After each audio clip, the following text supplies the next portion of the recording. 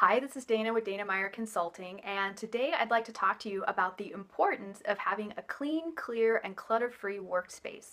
Now, this may seem like a super tactical topic, but if you stop and think about it, your time is your most valuable resource at work, and your office is basically your command center for how you operate each and every day. So by having an office that is organized and easy for you to find what you need, it really helps you to reflect the way in which you want to operate at work, which is in a clear and focused manner. So today I've got 3 tips to help you get your office a bit more organized, which will hopefully reflect in the way in which you're operating at work. So the first tip is to take a look at usually your drawers or your desktop. Typically, I find there's that one drawer on the side or that middle drawer. When you open it up, there's all kinds of things kind of mixed up in there, and it's kind of hard to reach around and find what you're looking for. My recommendation is to just take 10 minutes. You can set the clock and organize things. Put things so that the things you use most are easy to find up front. And what you'll find is in just 10 minutes, you've basically created a little bit of organization and order out of that chaos. Now, from a mindset perspective, the benefit you're going to get is that each and every time you open up that desk drawer, you're going to remember that you made a conscious choice to take just 10 minutes to create that organization. And what you'll find is that there are probably other areas in your job where you could really use a little bit of organization and structure to make something that looks rather chaotic a little bit easier in terms of operating.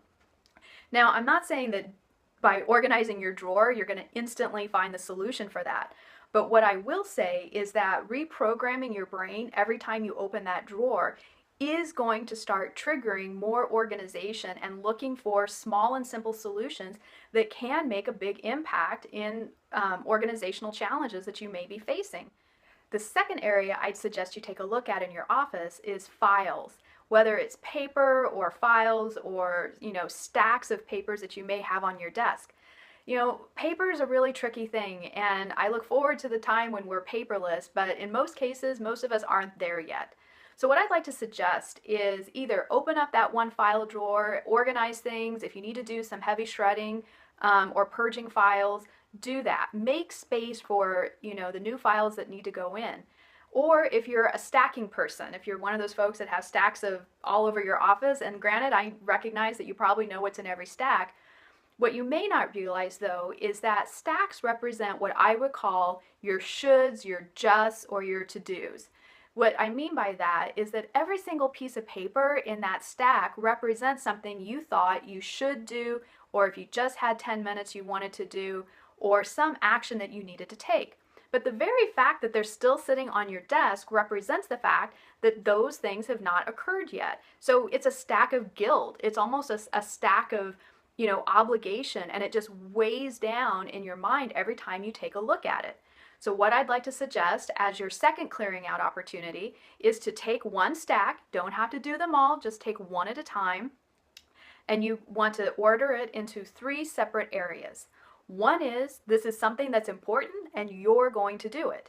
And you want to move it from being in the pending mode into how you take action.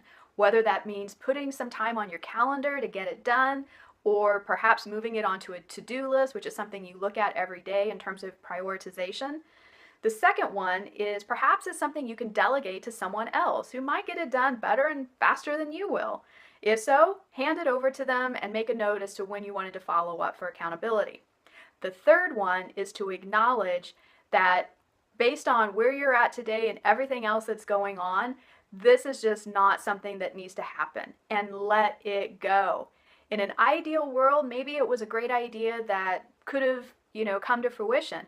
But based on where you're at today and the foreseeable future, this is not the time to take action on this, and let it go. And that means throwing it away, shredding it, purging it, whatever it is you need to do, but get it off of the to-do list.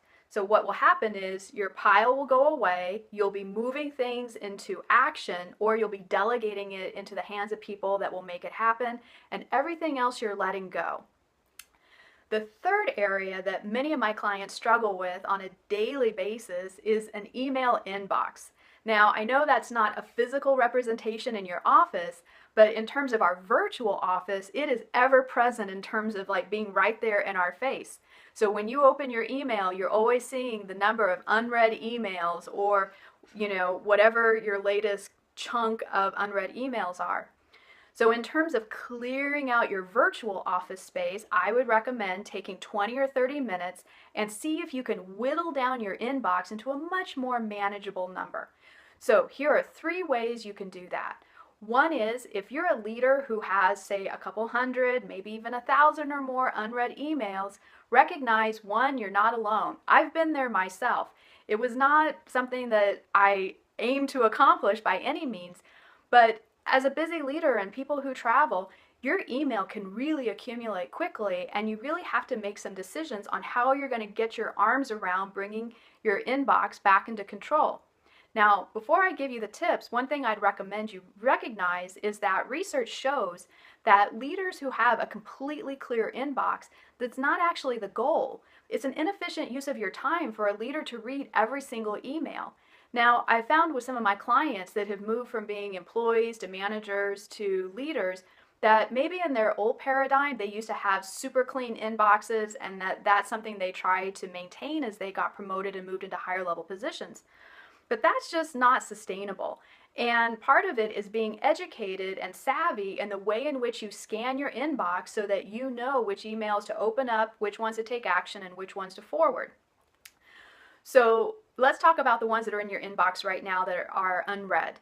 So decide what your draw a line in the sand date's going to be. Is it 30 days, 60 days? I usually recommend 90 days. Sort by date, pick at 90 days, draw a line, and anything below that, select all and mark as read. What that's going to do is basically acknowledge that if it's over 90 days, if it was something people really needed, they probably got back to you. And, after 90 days, if you need to go back and look at it as a reference, it's still in your inbox. I wouldn't recommend deleting it by any means, but keep it for future use if you need to reference it. The second way to clear out your inbox is to sort by sender. Now, the benefit of resorting by sender is that it helps you to see who some of your frequent flyers are in your inbox.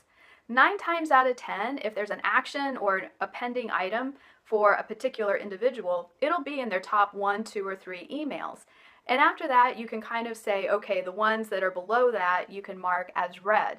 If there's additional action or follow-up, then you can go ahead and maybe ask them when you're following up with them on another item, is there anything else you need from me? And let them put it back on your plate. The third way to clear out your inbox is to sort by subject. Now, what this addresses is what I call the reply to all syndrome. Now, if we could just all acknowledge that if we would all stop replying to all, the world would be a better and more productive place to begin with. So my recommendation for right now is stop replying to all. And I would also recommend sharing that with your team. Reply back to the people that need to know or need to take action.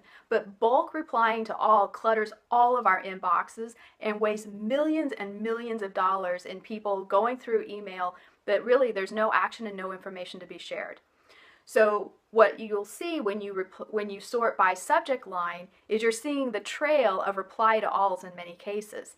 In which case, the top 1 or 2 are probably worth opening just to check to see if there's anything you need to know, and the rest of them you can mark as read. So these 3 simple ways can take your unread emails from even 1,000 plus or a couple hundred down to a much more manageable size. And while this seems like a fairly small task, I personally, and my clients would share the same, that seeing that unread email number go from like a pretty large and sometimes embarrassing or guilty size to a much more manageable size has a tremendous impact on the way in which you look at your inbox and you feel like you can take more constructive action. So again, I hope these tips are helpful, and part of the benefit of having a clean, clear, and clutter-free workspace is to help you be more focused, to be able to reach out and get the information that you need on a timely basis, to be able to respond to emails that people send to you so that everything can move forward and all the the wheels are on the right track. So I hope you found these tips helpful. Share in the comments below what tips you use and perhaps how this helped you to get a little bit more organized. So with that, this is Dana signing off.